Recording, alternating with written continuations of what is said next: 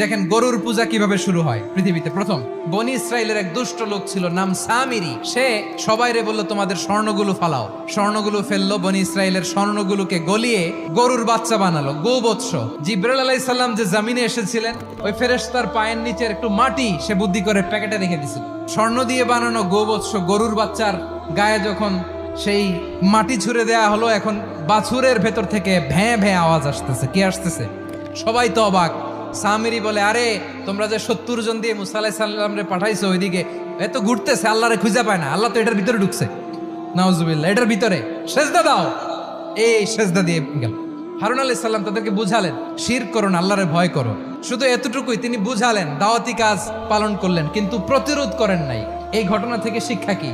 শিক্ষা হচ্ছে আপনি শিরকের আড্ডাখানা দেখলেও বৃহৎ স্বার্থে তাওহীদের দাওয়াত দিবেন, প্রয়োজনে আপনি ঐক্য নষ্ট করবেন না। সুবহানাল্লাহ পড়বেন না? আল্লাহ তাআলা দুইজনকে সৃষ্টি করলেন।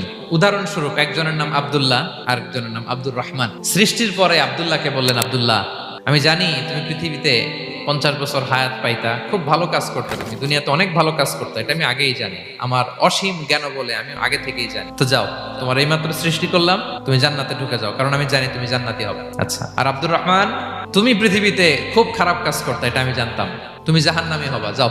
যেহেতু আমি জানি পরীক্ষার আর দরকার নেই, তোমারে জাহান্নাম দিয়ে দিলাম, যাও ঢুকে যাও। আব্দুল্লাহ ঠিকই জান্নাতে ঢুকে যাবে, আব্দুর রহমান কি ঢুকবে? সে বলবে, আল্লাহ এইমাত্র আমারে বানাইলেন, সৃষ্টি করেই বলতেছেন তুমি জাহান্নামে যাও, আর বলতেছেন আমি জানি দুনিয়াতে পাঠালে তুমি খারাপ কাজ করবা, তুমি জাহান্নামী হবা, পাঠানোর আর কি দরকার, আগে থেকে জাহান্নামে যাও। আল্লাহ আপনি জানলে জানতে পারেন, আমি তো জানি না। ঠিক কিনা বলেন? সে বলবে, না আল্লাহ আপনি ভুল বলতেছেন, এই দুনিয়াতে পাঠাইলে আমি খুব ভালো কাজ করতাম। এজন্য আল্লাহ তাআলা পরীক্ষার আয়োজন করেছেন, যাতে করে তুমি জেনে যাও যে পৃথিবীতে তুমি কি করেছো। এখন আর আল্লাহকে এক্সকিউজ দেওয়ার সুযোগ নেই। আচ্ছা বলেন তো, আবু জাহেলকে যদি আল্লাহ এখন কিয়ামতের দিন বলে, Abu Jahl go to the hell fire, Abu জাহেলের কিছু বলার সুযোগ আছে?